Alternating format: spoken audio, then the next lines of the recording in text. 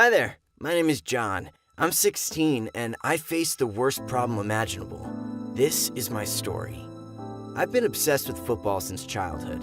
My first and favorite toy was a football, which I've been playing with since I learned to walk. My parents believed it was a promising hobby, so at first I was enrolled in a children's league, and then I got onto the professional football team for our city. Our junior football team even took part in regional competitions. We were leaders and medal winners. Professional football leagues were recruiting many of us, including me from the age of 13. Naturally, all this stuff, besides the joy of victories, brought money as well. Once after a game, I received more money than my dad did in a month. It was a nice bonus.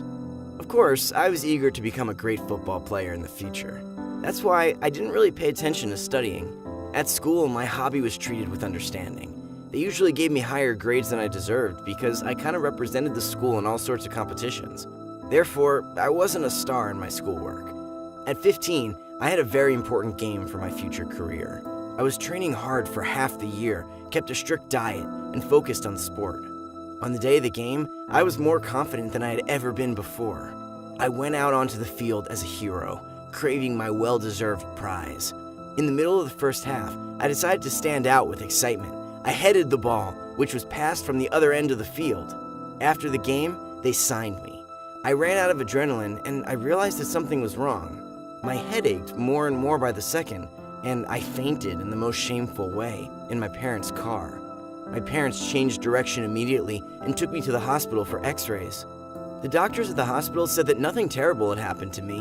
I simply had a slight concussion because of hitting that ball, and I would recover soon. They prescribed me some pills, a week of lying in bed, and relaxing in peace. In a week, I no longer remembered that injury at all. There were more important problems. Now, I went balls to the wall. The contract with the famous football club required me to work permanently, to play frequent games and stuff like that. I loved football and sports in general, so I didn't complain and did everything the coach required. There was no time for injuries, but I did have some serious injuries at training. My legs suffered the most. And one day, I woke up and realized that I didn't remember what I had been doing the day before. I didn't even remember what day it was. It was very strange for me because I knew my schedule perfectly and could recite it any time, even in the middle of the night. But this time, the whole day was erased from my memory. I didn't pay attention to it. You never know, maybe I had a very boring day off, so there was nothing to remember. So I started working out hard. Then, I began to notice that sometimes I sort of fainted suddenly. I could blank on a conversation that was only a few minutes ago. Keeping a diary helped me a lot. I noted everything by the minute in it.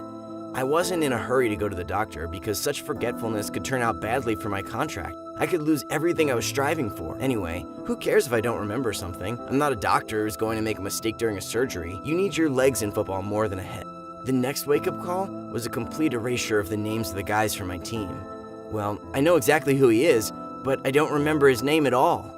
I even forgot the name of the coach, with whom I communicated more often than my own mother. This was really disturbing. It only got worse. I would forget my subway number, schedule for tomorrow, even whether I ate before training or not. My memory was like a sieve. Hiding my problem was simply dangerous for my life. Once I got on the subway and got off somewhere unusual, I had forgotten my home address. I complained to my parents, and they immediately took me to a private clinic. There, after taking all the tests, examinations, even MRT, I was diagnosed with anterograde amnesia at the age of 16. It turned out that the ball had actually injured something in my head. Because of this, my brain began to erase memories and events over time. At first, only short-term memories were affected, but over time, my condition only worsened without treatment. I remembered everything that happened before the ball hit, but everything else was lost forever. I had to forget about playing sports. I didn't worry so much about football anymore. A much more terrible problem was at stake. I was losing my identity. Naturally, we immediately began treatment, but for some reason, it turned out to be ineffective. I began to forget everything from the medications I was taking. Sometimes I sat on the bed and couldn't remember my own name. Now, the only thing that helps me is my camera and voice recorder, which keep recording constantly. In fact, I'm writing this story only with the help of my mother's words and camera records. My memory is almost gone. Doctors can provide no cure. I try not to give up, but I just don't remember how it's done. My name is John. I recently turned 13. My father always says that a man should be able to stand up for himself and his family. And if someone hurts or beats you, you should hit back. Of course, Dad is right that a man should be able to protect himself. But I can't hit a person. I can't fight back. No, I'm not a wimp and I'm not a nerd. I'm a normal guy. I go to the gym. I love to work out. Every day I'm exercising on the horizontal bars, and even Schwarzenegger would be jealous of these muscles. At school, I'm an arm wrestling champion. I defeated everyone. Actually, this was a surprise for those who considered me a wimp. I'm not really a wimp, but I don't know how to fight, even though it might not seem like it. Theoretically, I know a few tricks that can knock out the enemy in no time, but if it comes to the point when I have to actually do this, I won't be able to hit anyone, especially if it seems to me that my opponent is stronger or more experienced in fighting than me. This has already happened in my life before, and it was terrible. Everyone considered me a coward if I didn't hit back, but I don't want to fight. How should people like me protect themselves? I decided that if I'm not ready to fight, I have to know how to prevent it and learn how to get away from it. I've read that there's a martial art commonly known as Aikido. It was created not to attack, but to effectively avoid a blow. I began to learn the verbal Aikido, the ability to resist a verbal attack. I trained to fight back with words. To do this, I came up with the phrases that I could use to get away from the conflict. I imagined situations in which I was alone against the crowd, or when I was on the verge of a fight with a really strong opponent and figured my actions out in advance. I also cultivated inner strength and confidence in myself, and this confidence soon came in handy for me. One time I was studying outside when a high school student approached me. He was known to everybody as a tough guy who creates conflict out of the blue. Even if I knew how to fight, I could hardly stand up to such a big and strong guy by myself. He's twice as strong as me. No, he's even 3 times stronger than me. And here we are. I'm his next target for mockery and his potential next victim. Based on how he looked, one could immediately understand that he was searching for a reason to start a conflict. At first, he found fault with my clothes, and then began to openly insult me, provoking me to fight. At this time, the yard was full of people. Some of them were exercising on a horizontal bar, while others were playing football or were just hanging around. One of them was Jane, a girl I liked. I couldn't embarrass myself in front of her. Having pulled myself together, I did my best to keep calm.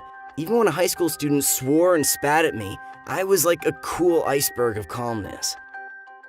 In a situation when you're provoked, the most important thing is to maintain composure. But pretending that this does not concern you is also not a good choice.